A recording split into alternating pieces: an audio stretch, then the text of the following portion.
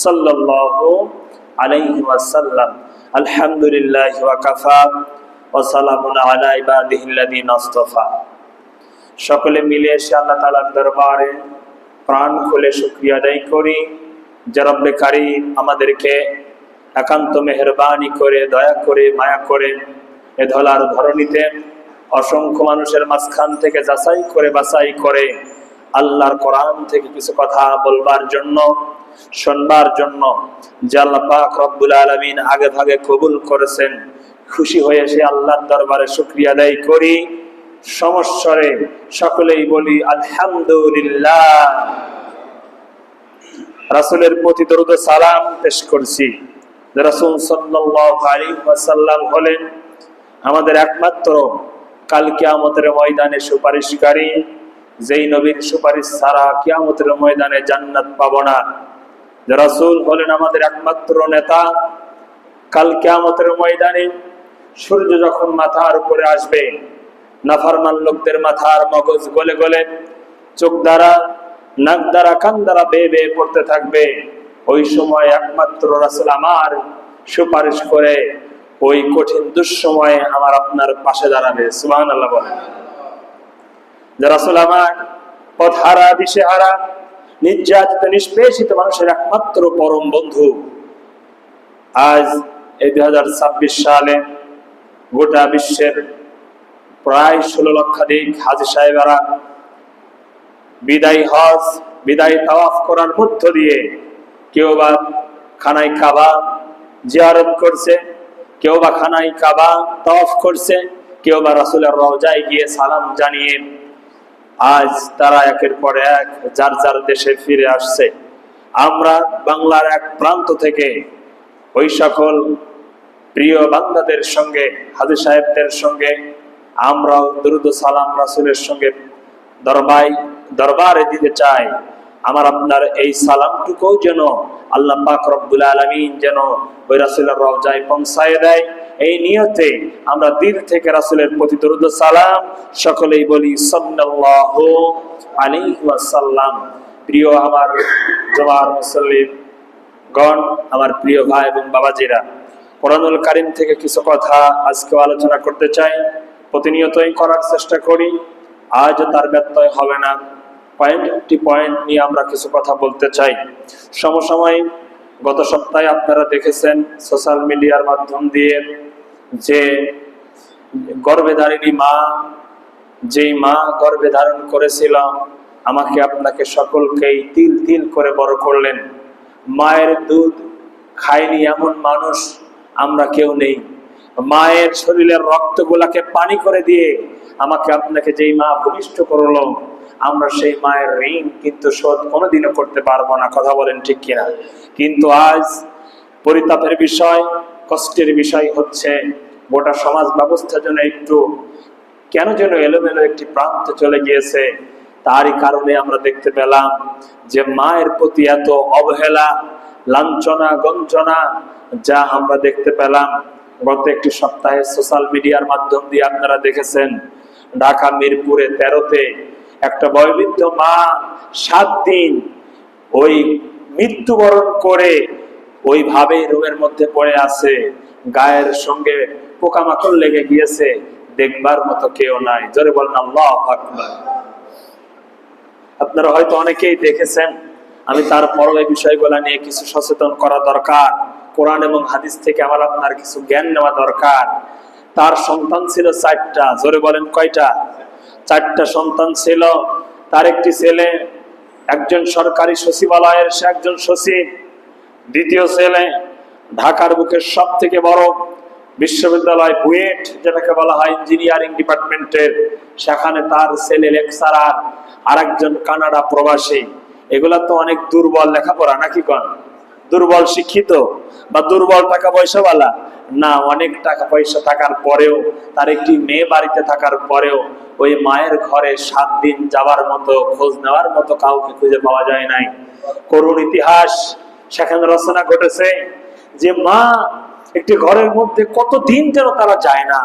এলোমেলো একটি জায়গা, এলোমেলো একটি বিছানা, যত্রতত্র একটি জায়গা, যেখানে 7 দিন মা পচে ওইভাবে গায়ের উপরে একের পর এক পোকামাকড় লাগছে, তবুও মায়ের খোঁজ নেওয়ার মতো মানুষ তারা খুঁজে পায় নাই। এই নিস্তব্ধ দেহ যেন সেখানে পড়ে রয়, আর গোটা পৃথিবী যেন অবাক তাকিয়ে রয়, একটি মায়ের সঙ্গে কি আচরণ হলে এই কাজ হতে পারে। এই সন্তান গোলার মধ্যে যদি ইসলামের দ্বীনের জ্ঞান যদি থাকতো, তাহলে কোশ্চেন কালেও আমার মনে হয় যেন এই কাজ তাদের দ্বারা হতো না। এত টাকা পয়সাওয়ালা মানুষ শিক্ষায় শিক্ষিত হয়েছে, কিন্তু এই শিক্ষাকে আমার আপনার লাথি মারা দরকার, নাকি বলেন? যেই শিক্ষা পিতামাতাকে ভুলতে শেখায়, যেই শিক্ষা জাতিকে কল্যাণকর থেকে নিজেকে নিজের মতো করে চলতে শেখায়, ওই শিক্ষা ব্যবস্থাকে আমরা লাথি মারি। আল্লাহর কোরআন তাই আমাকে আপনাকে জানাচ্ছেন যে পৃথিবীর বুকের মানুষেরা, তোমরা, আমি আল্লাহ পাক রব্বুল আলামিন তোমাকে জানিয়ে দিলাম এই পৃথিবীর বুকে তোমার পিতামাতার সঙ্গে কি আচরণ হবে, তোমাকে আমি গাইডলাইন দিলাম। সুবহানাল্লাহ বলেন। আল্লাহ পাক রব্বুল আলামিন কোরআনুল কারীমের সূরা বনী ইসরাঈল নামক সূরা আয়াতে কারিমা 23 এবং 24 নম্বর আয়াতের মধ্যে আল্লাহ পাক রব্বুল আলামিন বলেন, আল্লা তা'বুদু ইল্লা ইয়্যাহু ওয়া বিল ওয়ালিদাইনি ইহসানা। জোরে বলি আল্লাহু আকবার। আল্লাহর কোরআন বলেন, আমি আল্লাহ পাক রব্বুল আলামিন তোমাদেরকে আদেশ দিলাম, অর্ডার করলাম, নির্দেশ দিলাম। কে দিচ্ছেন? জোরে বলেন না কে? রব্বুকা আল্লা তা'বুদু ইল্লা ইয়্যা, একমাত্র আমি আল্লাহর ইবাদতের পরে দুনিয়ার বুকে আমি আল্লাহ তাআলা তোমাদেরকে জানিয়ে দিলাম, ইয়্যাহু ওয়া বিল ওয়ালিদাইনি ইহসানা, তোমরা পিতামাতার খেদমত করবে, এটাই হলো তোমার জন্য বড় জান্নাত। জোরে বলেন সুবহানাল্লাহ। ও আমার ভাই এবং বাবাজিরা আমার, আল্লাহর কোরআন তাহলে আমাকে আপনাকে জানিয়ে দিল, রবের গোলামিত্বের পরে, রবের দাসত্বের পরে দুনিয়াতে আর কিছু চলবে না। আমার আপনার এই রবের গোলামিত্বের পরে, দাসত্বের পরে দুনিয়ার বুকে পিতামাতার সঙ্গে ইহসান করতে হবে, ভালো ব্যবহার করতে হবে। এই অর্ডার দিচ্ছেন কে? আরো জোরে বলেন কে? আজ সমাজ ব্যবস্থায় এই কোরআনের আয়াত যদি আমি আপনি যদি ধারণ করতে পারি, আমার আপনার জীবনের সঙ্গে যদি লাগাইতে পারি, তাহলে আমার মা, আমার বাবা বয়োবৃদ্ধ অবস্থায় যেখানেই থাকুক না কেন, আমার দায়িত্ব আমার উপরে ফরজ হয়ে যায় ওই পিতা মাতাকে দেখভাল করা, তাকে খেদমত করা। কথা বলেন ঠিক কিনা?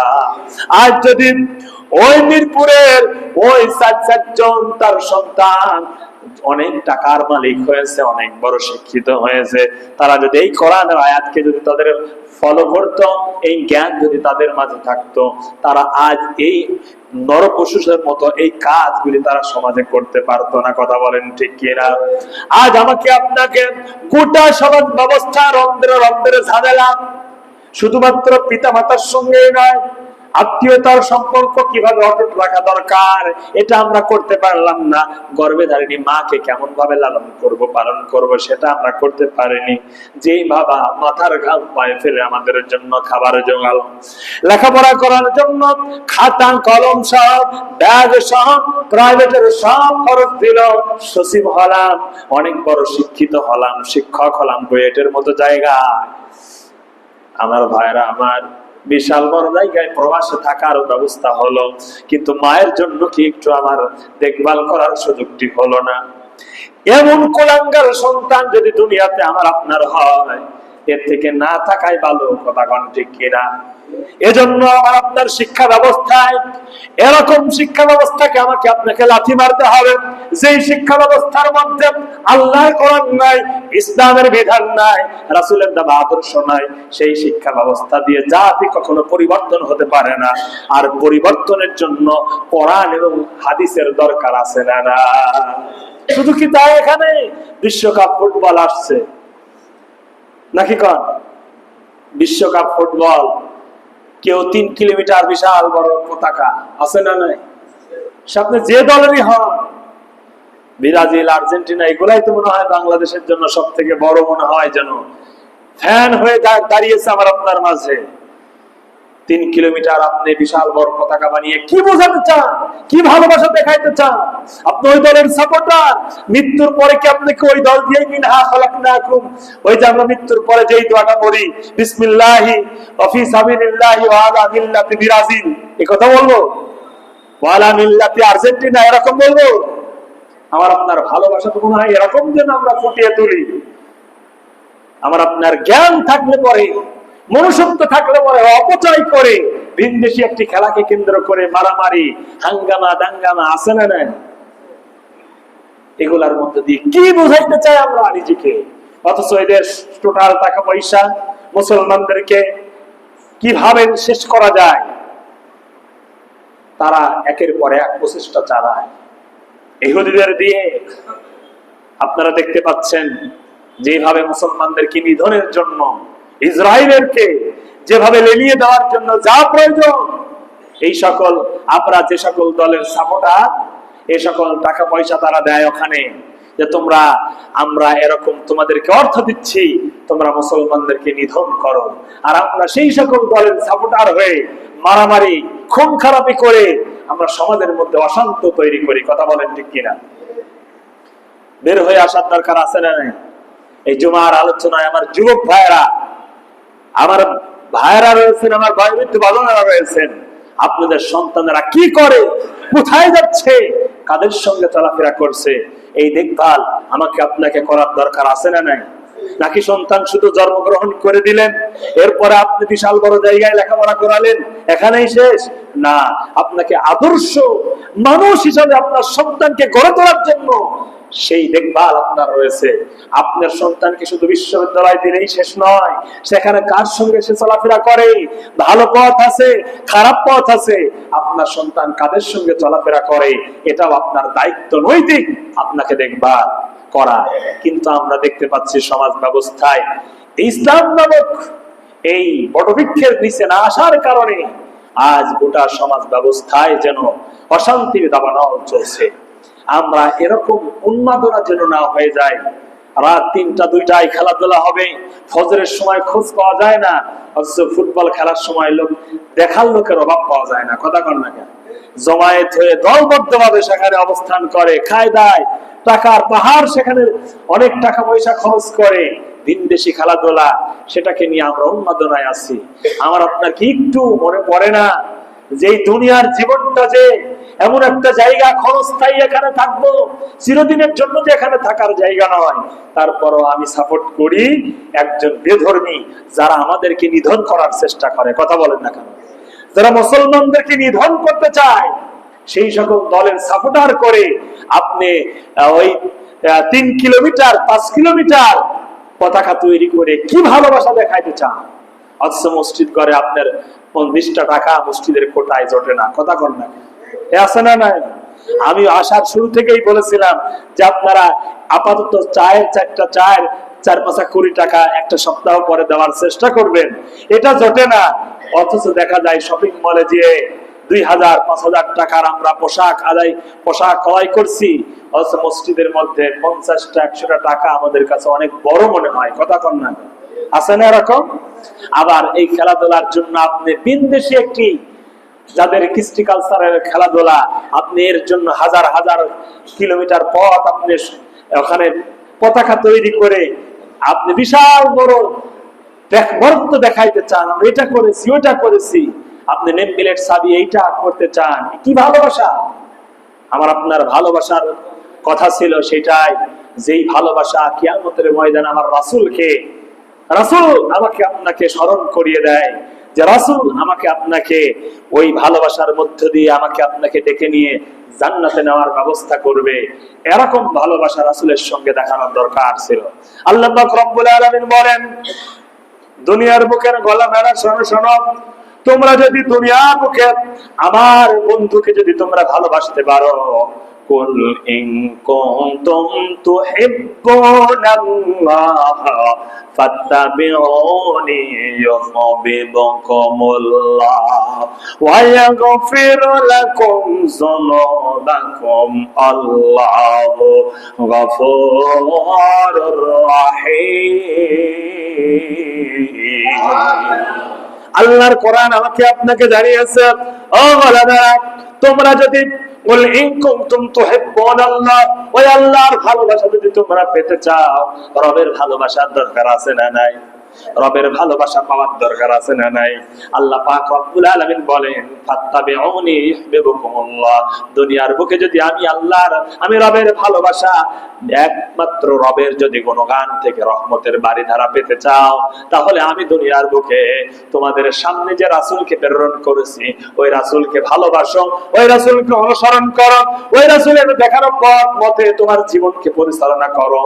কিয়ামতের ময়দানে তোমাকে সুপারিশের জন্য রাসূল অপেক্ষা করবে। সুবহানাল্লাহ। আর আমার আপনার ভালোবাসা একটি সাপোর্টারকে নিয়ে, বেধর্মীদেরকে নিয়ে আমার আপনার কবরের মধ্যে মনে হয় যেন এই বেধর্মীরা, আপনি যে দলের সাপোর্ট করেন, ওই আমার আপনার যে আমরা কবরের মধ্যে রাখার সময় যে দলের কথা বলি, আমরা রাসূলের দলের উপরে রেখে আসলাম, বিসমিল্লাহি ওয়া ফি সাবিলিল্লাহি ওয়া আলা মিল্লাতি রাসূলিল্লাহ, রাসূলের দলের উপরে রাখলাম। এই যখন লাশটা রাখা হয়, এই দোয়া কিন্তু পড়া হয়। তা আপনি যদি রাসূলের দলের উপরেই থাকেন, তাহলে আপনার এই কৃষ্টি কালচারের মধ্যে বেধর্মীদের এই ভালোবাসাগুলি কেন আমার আপনার মাঝে তৈরি হয়? প্রিয় ভাই এবং বাবাজিরা, আমার তাই বলছিলাম।